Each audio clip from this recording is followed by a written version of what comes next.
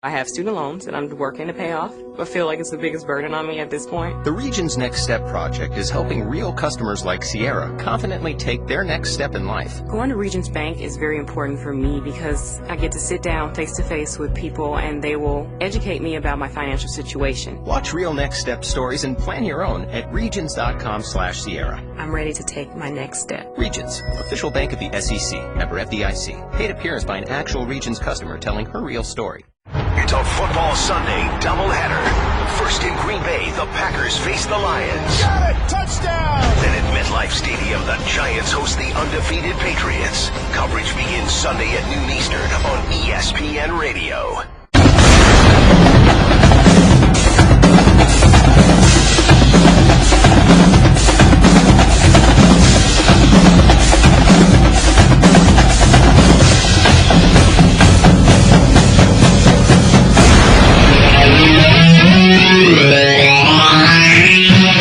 Passion, opinion, must-hear radio.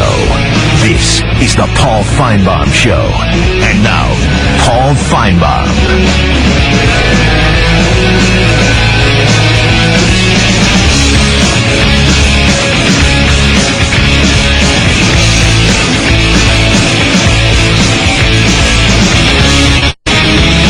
To go before the college football playoff rankings part 2 are released. We're joined in studio by Tom Luginbill.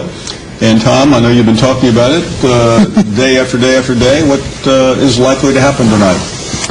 I'm really interested to see if this is the week or next week is the week where the committee says, okay, we need to start taking the Big 12 seriously, because I think they gave themselves a flyer, played a little CYA last week, realizing that, you know what, we don't have to deal with the Big 12 right now because the gauntlet of the schedule is still coming up. So I'm going to be interested to see that. And then, secondly, we got to keep in mind when we're considering the college football playoff that it's about the 4 best teams in their mind. So that doesn't necessarily mean undefeated means you're the 4 best team, and doesn't mean if you have a loss that you're not part of the 4 best teams. And I think they showed that with Alabama's inclusion last week. So where Oklahoma State potentially is will be something I'll be looking for. Yeah, and you would think they'll be close, either in or close, unless they decide Notre Dame is the flavor of the week. Well, that's the question, and that's why, not all schedules are created equal.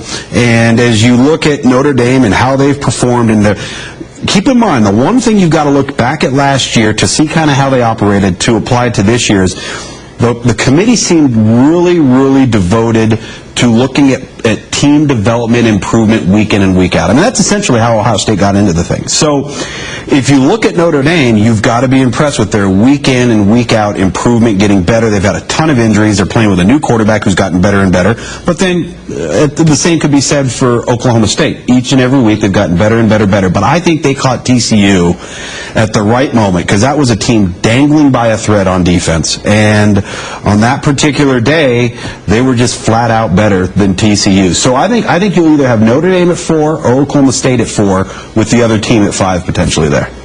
And they'll keep Baylor just sitting there waiting for them to do something. Baylor sitting there, and then where does Oklahoma come into the equation with all of these teams going forward? Because that's going to be interesting to see how that plays itself out. Would you assume that Clemson will be number 1? Some people think Alabama, but I have a hard time buying that. I think with Clemson and how they're viewed as being one of the more complete football teams in every phase. I mean, you look at that team, you say, okay, where is like a distinct deficiency? You look at Alabama and you can say, okay, they're probably winning in spite of the quarterback, not because of the quarterback. You look at Clemson, you say they're winning because of this quarterback, because of this offensive line, because of this defensive front. So I think Clemson will remain in the spot. And I think there will be a lot of credence paid to the psychological hurdle that Clemson got over. That wasn't so much a physical hurdle. That was about getting past something that everybody thought they would falter against.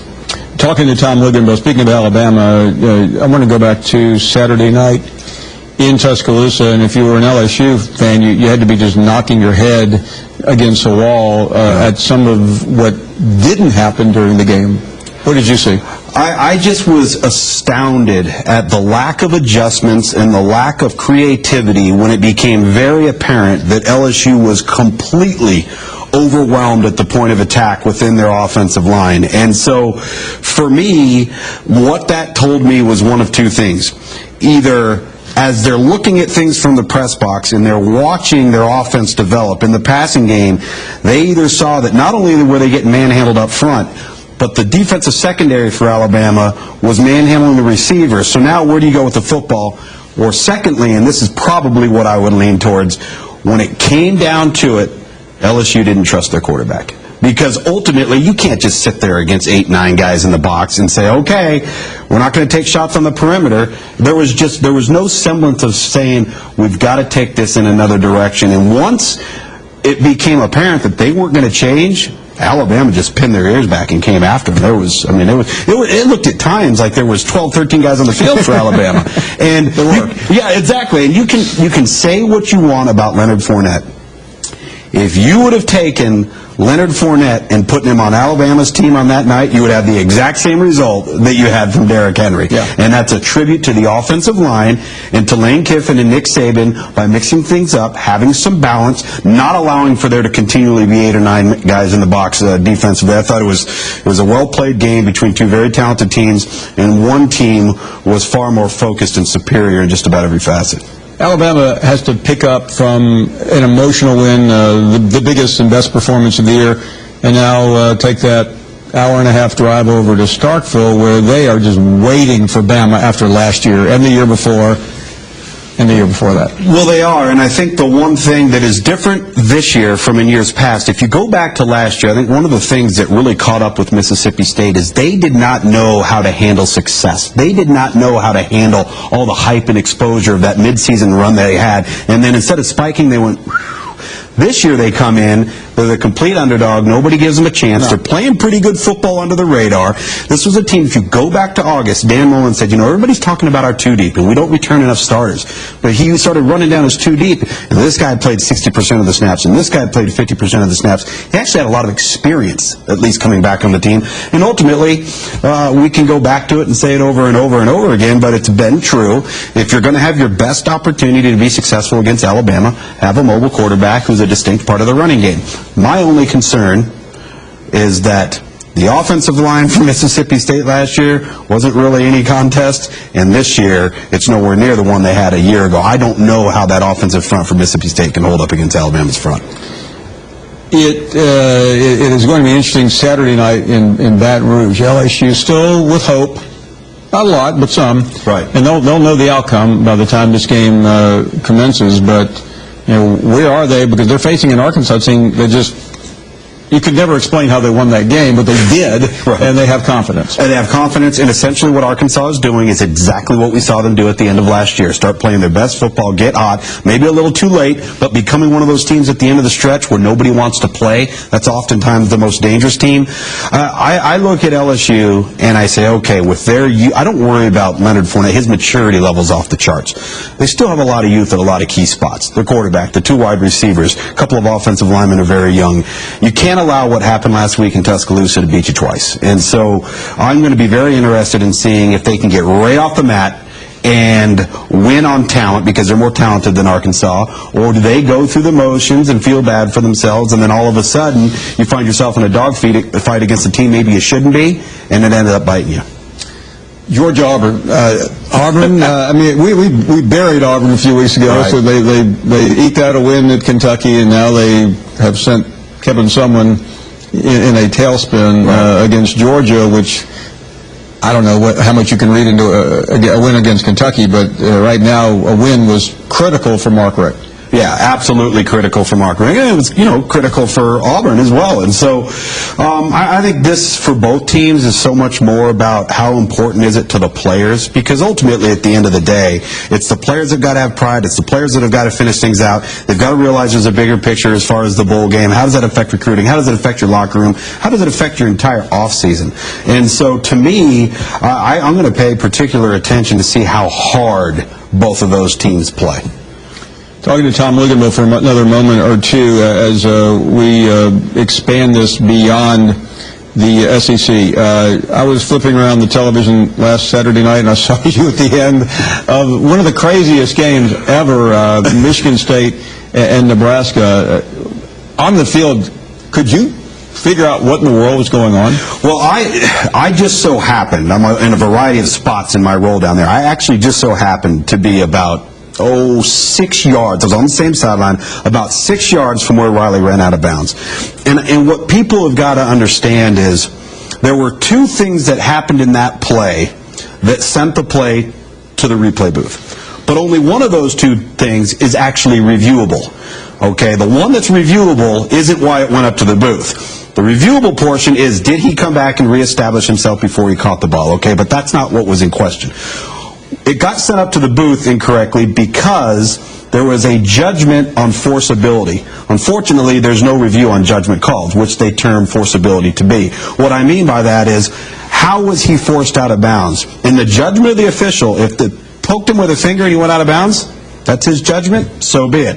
If he's bumped and sent out of bounds, that's his judgment. So it almost put the replay official in a no-win situation, because once he got it, he knew, I can't change this because we're not reviewing the right thing. So I thought the mechanics of it were handled correctly, although the viewer at home probably wouldn't have thought that because they didn't maybe quite know the letter of the law as it happened. Fortunately, my crew, Brian Greasy, Dave Pash, were on top of it as it happened. And there was a lot of chaos, Paul. I mean, that stadium was going nuts. They were down by 12 with less than, 4 minutes to go. When you're in that moment, I mean, it's easy to watch, but, I mean, what is going on? I mean, you're hearing a lot more than we are. Right. Well, the one thing that and it'd probably be good for fans to realize is that and this applies to the Miami, North Carolina situation, or the Miami Duke game too. The replay officials only have access to what we have broadcast on television. Right. They don't have other cameras and other angles.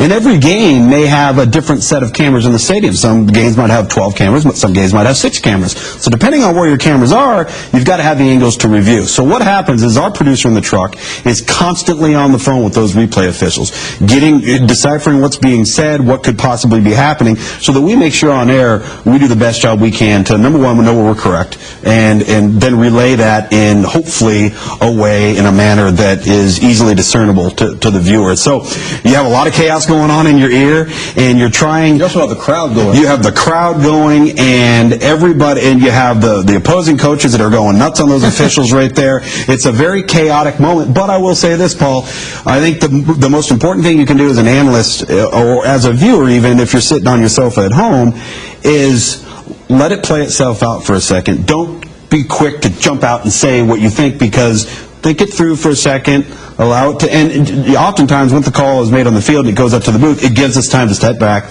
breathe a little bit, make sure that we're right, and go on. But it's a chaotic environment. I mean, you're on the field, the crowd is going crazy. Do you have a monitor to look at? I have a monitor that I can get to. In this particular instance, I wasn't close to the monitor, but we also had those exact same replays going on the big jumbotrons in the stadium too. So the fan, and that's what makes also the fan environment chaotic. They're watching it too. So 85,000 people are going nuts every time they show another review and another slow replay and things of that nature. So it was, you know what I liken it to? It's the officials' version and it's our version as analysts of having to be the coach that has to make the call with 3 seconds to go, or the 2-point play with no time left, and be right. That's essentially that's our version of. And it's never going to be an easy thing. Yeah, and I wouldn't attempt to try to explain how difficult it is, but that's why you're such a highly paid professional. I don't know about that. I can tell you this.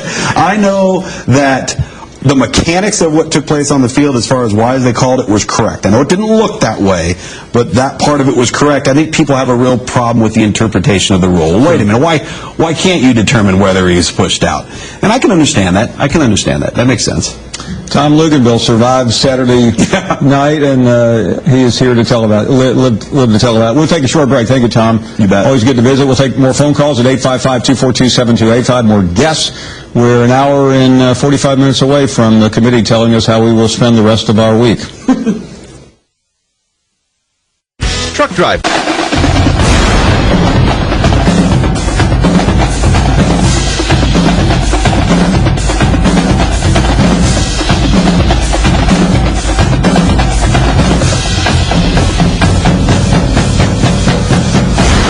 She says, baby, baby,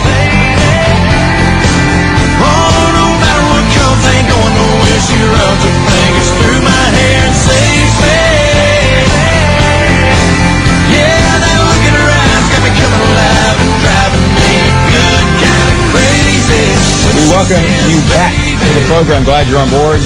More guests to come, including Barrett, Sallee, Joey Galloway, Joe Tessitore. We're under 2 hours now for the college football playoff. Let's grab some more calls here, and Jerome is next up in Birmingham. Hey, Jerome. What's going on, Mr. Finebaum? Doing great, Jerome. Hey, listen. Oh, wow. Luginbill must have just didn't have nothing else to talk about this. He's going to try to tell us, now, explain to me how Clemson is a complete football team, and they all this and they all that, and Alabama is winning in spite of our quarterback. Explain that to me, Finebaum. I'll let Tom explain it. I'll be happy to give you his number. I don't need Tom's number because I just think it's irrelevant. He just needs something to talk about. Let me tell you something. Alabama wins because we whooping ass. But then let me ask you a question. Go ahead and ask me a question. What was that? Yeah. Who gonna beat us, Finebaum? You said we're gonna lose one more football. No, I did not. First of all, I did not say that at all. You didn't say that earlier in the show that Alabama going to lose one more football. No, if you can produce the tape, I'll be happy to respond, but I doubt seriously you can find a tape of me saying that. Well, at least I ain't got to go on my rant then, because you know and I know that we're not going to lose no more football games, especially with that Florida fan calling in, talking about what they going to do in Florida. Hey, listen to me. Unless Tebow going to suit up for them that night, they don't stand a chance, and you know that and I know that. I don't understand why people don't understand. We run the SEC now. We've been running the SEC since little Nicky landed down there in Tuscaloosa, Finebaum. We done had one or two little hiccups and give y'all something to talk about for the years we hadn't won the championship or one. But other than that, we have owned this thing, Finebaum. So I just don't get it. Nothing we do, y'all claim. Still want to get on to my Alabama this. But I tell you what, Alabama going to shut Mississippi State down, Saturday. We're going to shut Auburn down. You want to talk about they coming back? Coming back from where, Finebaum? Jeremy Johnson ain't doing nothing. They want to talk about it done click wet. Hey, Jerome, let me ask you a question. I mean, for the university that owns the SEC, why are you hating so much? Why can't you enjoy the moment? No, it ain't me hating. It ain't me hating. It's you and the rest of these doggone clowns. I don't think anyone's hating, Jerome. You're the only one angry, man. I'm not angry. I'm just a proud, happy fan. You're happy? Are you kidding me? I mean, I'd hate to be depressed if you're happy. Well, listen, I'm just as happy as you is, Messi. So what's the difference? Huh? We on the same page, Paul. So roll tide and have a good damn day. What is the deal with Jerome? John is up next in Little Rock, Arkansas. Hey, Jerome, John, yeah, I'm sorry. Paul, how you doing? I'm doing great, now that I've been beaten down by Jerome. I was going to say, after following Jerome, I should just hang up. I don't know if I have much to say, other than the fact that I would like to comment on Teresa and the fact that Alabama fans must be extremely thin-skinned, because I watch CBS and Gary and Byrne, and I watch Alabama when they play. And I hear nothing but accolades. I'm a Razorback fan, and I sit there and listen to them talk about all Southeast Conference fans and throw a few negatives in. But for the most part, it's nothing but rah-rah Alabama. And I just don't get it, and I don't get Alabama fans. We would be tickled pink to have the athletes Alabama has. We still do a pretty good job. It's a great day to be a Razorback fan, and Little Rock in Arkansas, the last 3 weeks have been nail biters, but we've enjoyed the heck out of it. And, we just love to hear about other teams in the Southeast Conference West and Alabama. I would say on a daily basis, I bet you if I had a clicker in my hand, I would probably click off 1,000, 1,500 Alabamas in the course of a 2-hour period. Other than that, that's all I have to say. Woo pig. Thank you very much. Glad to hear from you. Shane is next up in Florida. Hey, Shane. Hey, Paul. So I called you back in the beginning of the football season, and I said that the Gators were going to win 8 to 10 games, and you laughed at me, Paul. I did. I sure did.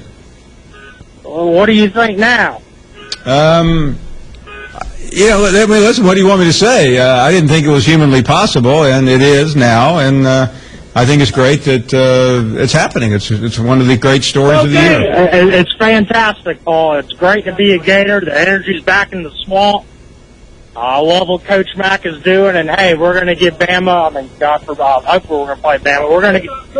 We're going to give Bama the hell of a shot in Atlanta. I hope so. Hey, have a good day, Paul. Thank you very much. And listen, I mean, there are always a few fans who believe in their program, and I didn't believe it. I mean, I'm a big fan of Jim McElwain, and I make no bones about that. I've known Mac a long time, but I didn't see any chance of this happening. Let's go next to Emma Lou. Emma Lou, good afternoon. How are you? Fine, and how are you? I am doing great. Thank you very much. I kind of agree with that guy from Arkansas about these Alabama fans. They don't. I'm a diehard Gator.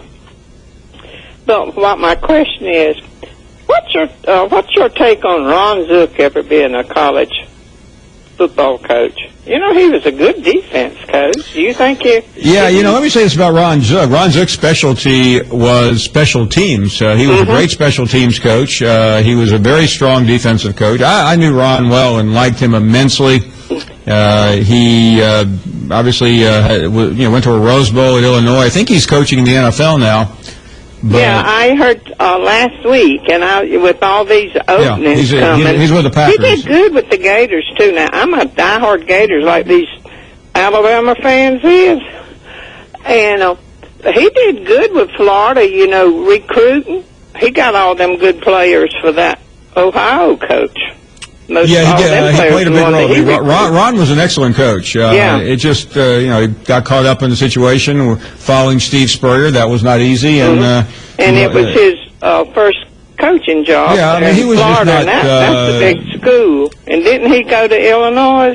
He did go to Illinois. They went to a Rose Bowl one year. He didn't sustain it, but no one has. And he looked at the Ole Miss job too. I remember talking to him about that. But he beat Florida State in his final game. I mean, he was fired after losing to Mississippi State in the middle of the season, but he held on. He coached till the end of the year and really made a nice run. I think he won almost all of his games down the stretch, with the exception of the Georgia game.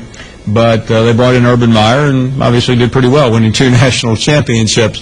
Thanks for the call. We'll take a break. 855-242-7285, 90 minutes away from the college football playoff second poll release. A lot of people believe it will be Clemson number 1.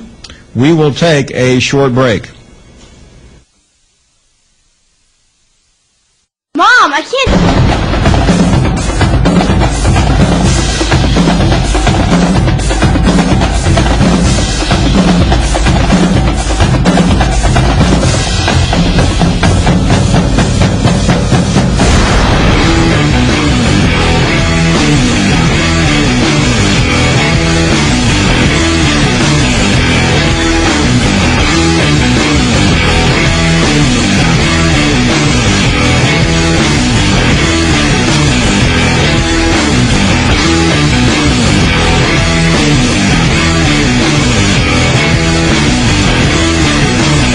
Welcome you back to our show, and certainly another 90 minutes to go. Many more guests to come. We'll talk to Joey Galloway, Joe Tessitore right now.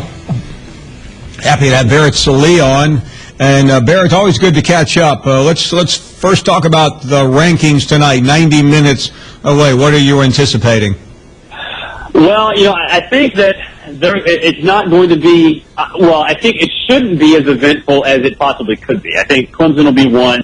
I think Ohio State will be 2, Alabama 3, and then I think they'll put Oklahoma State at 4. I Baylor at 4, but I think that they're sort of prisoners of the moment sometimes, and Oklahoma State's big win over TCU is important and fresh in their minds, and I think that'll give them a jump. I think it'll be interesting to see what happens with Notre Dame, though, because they clearly like Notre Dame based on last week's rankings, and I do sort of think that they, in the back of their minds, want to let the Big 12 round-robin November tournament sort of play out. So that may prevent Oklahoma State and Baylor from jumping up, and if they put Notre Dame in there, then there you go. There's your content for the next 3 days, because you're going to have plenty to talk about on your show.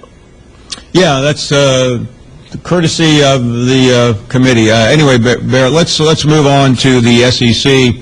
And there are so many interesting stories. Probably the one we haven't talked as much about, but maybe the hottest is the mess at Texas A&M.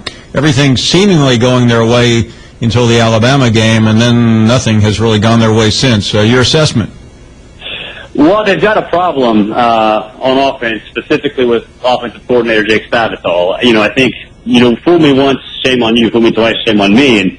And Jake Spavital, each of the last 2 seasons, has had a major quarterback regression in mid-October. And that's on top of, in 2012, when he was the quarterback coach at West Virginia, that was Geno Smith winning the September Heisman and then falling off the face of the earth. So that's a trend, and we saw the reports that Jake Spavital may be out after this year. I think Kevin Sumlin has to do that, because not only does, he have this trend where quarterbacks nosedive in October, his play calling is so vanilla, so predictable, and doesn't fit the scheme. Way too much East-West stuff.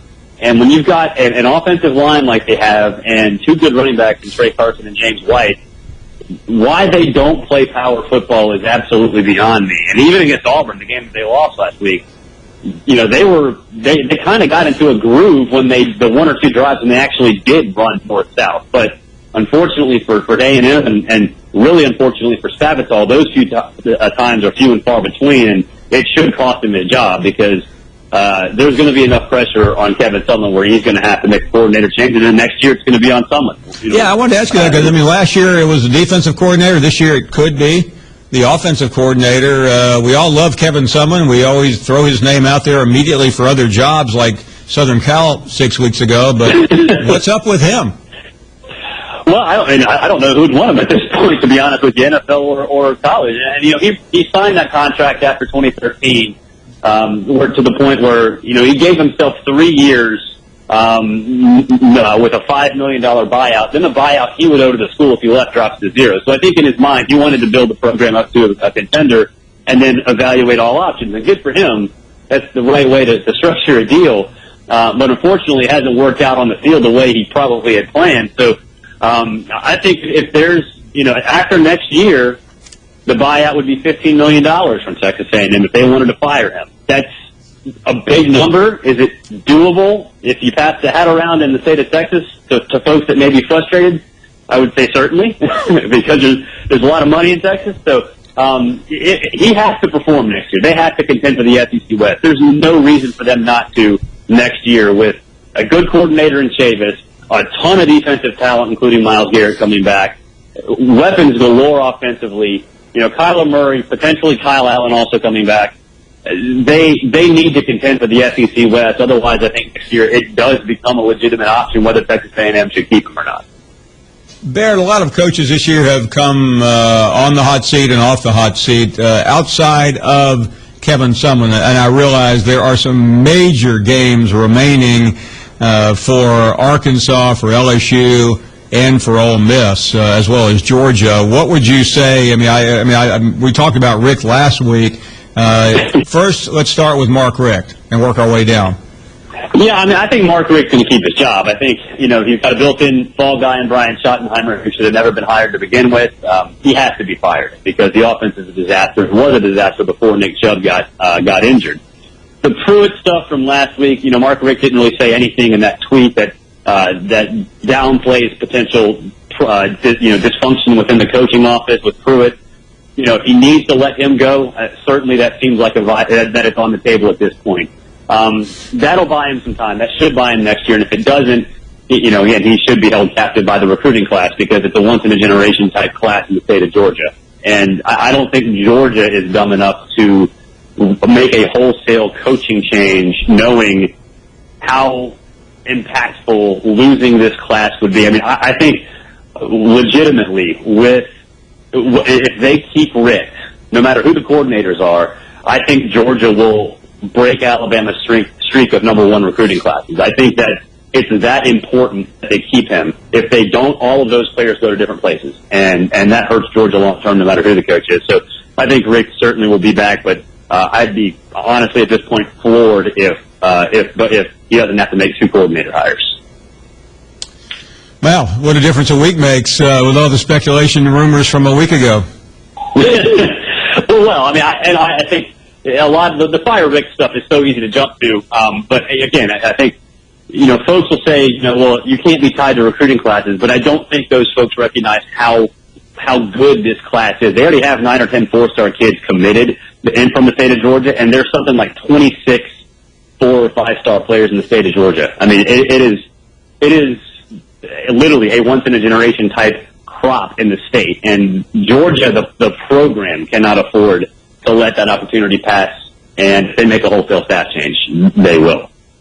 Barrett, beyond that, everything else seems a little bit calmer. Gus Malzahn got out of trouble pretty quickly. Not that he was in it, but certainly it looks like Auburn is racing toward a little better finish than it looked like. What about the situation if things implode the rest of the way in Baton Rouge?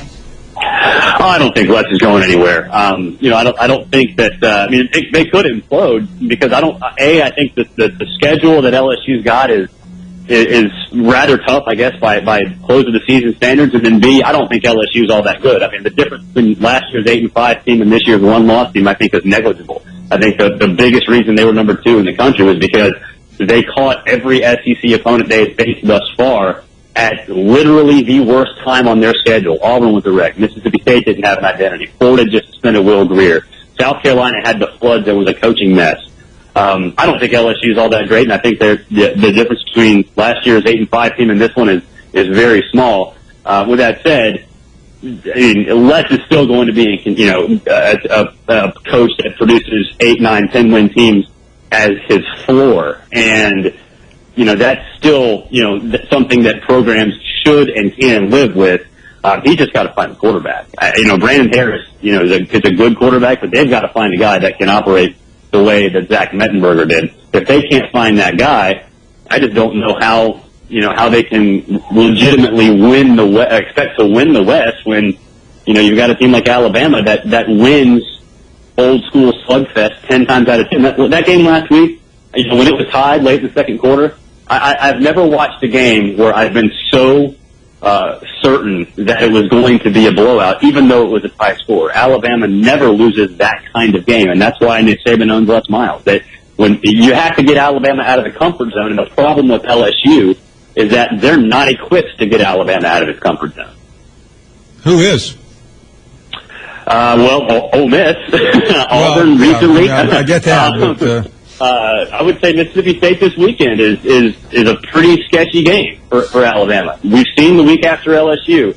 They lost to A&M in the Manziel game last year, 25-20 to Mississippi State, and I think Mississippi State players even said afterwards they didn't feel like they lost; they felt like they ran out of time, and that's an excuse, but also kind of real. Like that was a really close game, and so you have to worry about that. Mississippi State has a dual threat quarterback in Dak Prescott, who's playing really good football. They've had a couple extra days to prepare because they played last Thursday night. So that's good. I think Alabama wins, but I think it'll be a close game. I think you get to the playoff. It depends on the matchups, but I'd love to see Baylor versus Alabama. That would be a lot of fun.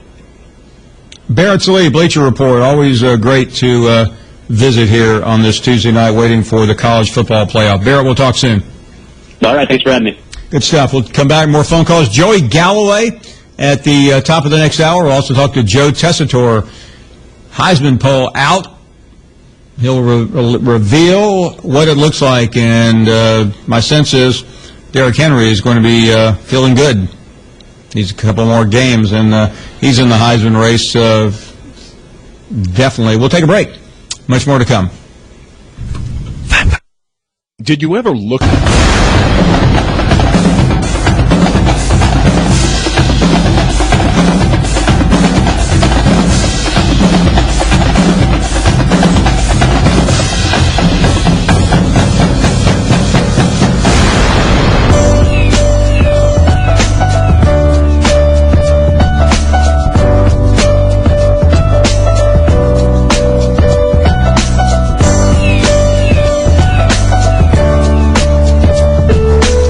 Welcome back. For those of you away, we had a rant from the Road Warrior and Stingray, and I don't know about you guys. I think Stingray just kicked the Road Warrior back to oblivion, back to the Stone Age. Let's grab some more calls here. Tom is up next in Cleveland. Hi, Paul. Hey, Tom. Hey, Paul. You know, well, we're going to give Mark Rick a big favor, Mark. Paul, Mark is a devout Christian. He's adopted kids, so he should get 2 more years on his contract. You're making fun of people who are Christians and who adopt kids, Tom? Yeah, but I think Mark's he's living this, and he's getting a free pass, Paul. Yeah, well, that's really glad to hear from you, Tom. You always bring so much to the show. Thanks, Paul. But Paul, don't you think that is a valid argument, Paul? No, I really don't. I mean, Tom, first of all, his religious beliefs and what he does in adopting children are magnanimous in my mind. They have nothing to do with his coaching ability. He'll win or lose his job based on what happens on the field, not what happens in church. Well, I think he'll at least get another year on his contract, Paul. I think Mark will get 1 more year, and then maybe you know. Okay, Tom. Hang in there, buddy. I know things are rough right now. K-Dub is up next. Brother Beasley, how you doing, man? How you doing? I am doing great, K-Dub. You know I'm doing good, man. I had that big win this weekend, big win. And the only reason it was real big win for us because, I consider Leonard Fournette, and still do, consider Leonard Fournette as a formidable opponent and LSU to be a formidable opponent. I know everybody wants to say, when his offensive line didn't show up, and that's why he couldn't run. I mean, he's been playing with the same offensive line all year. I mean, they didn't get the credit when he was running so good, so now they take the grunt when he didn't do so good. But I think our defense played outstanding, man. I mean, Leonard Fournette might have had more yards running out the tunnel than he did have in the whole entire game. So that's absolutely awesome, man. Let me tell you, let me point out some of the people, what makes you so good, so great, such the man. When you have a Clemson fan coming on and carry on why you love Alabama so much, but then you got Jerome come on as an Alabama fan, why you hating on Alabama? That's perfect offense. That's a balance that people can't really get.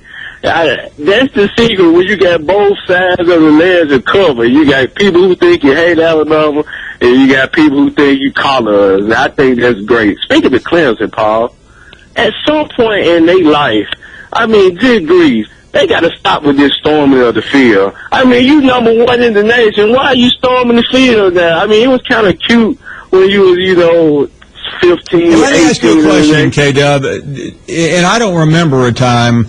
Do you remember or have ever seen pictures of Alabama storming the field?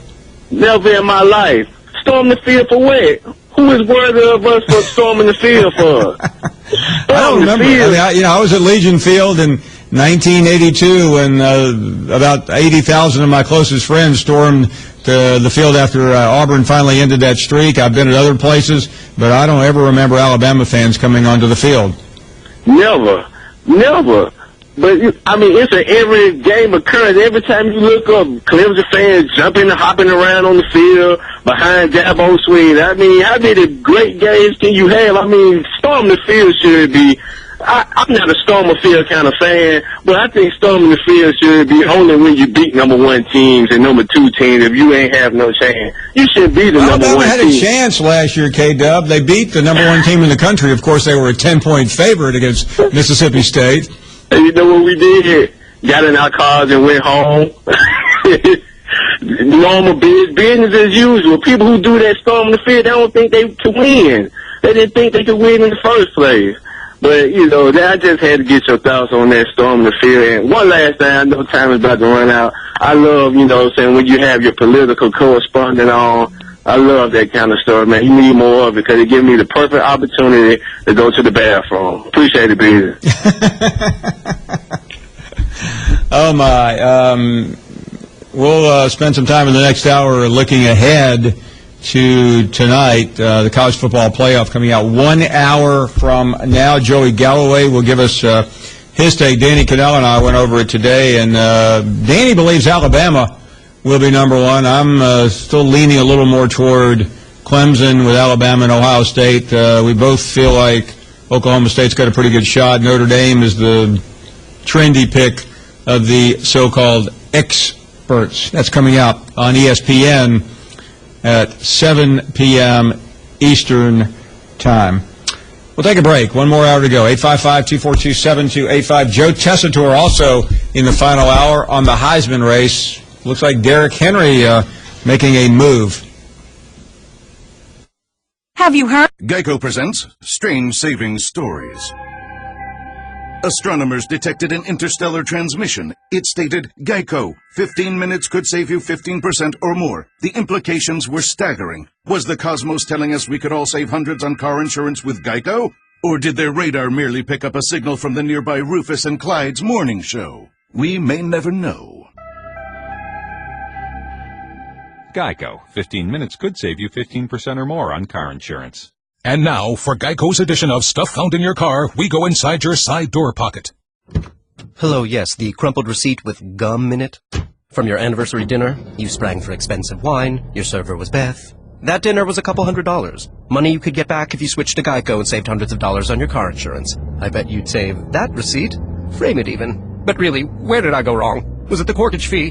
Geico. 15 minutes could save you 15% or more on car insurance. Visit geico.com today.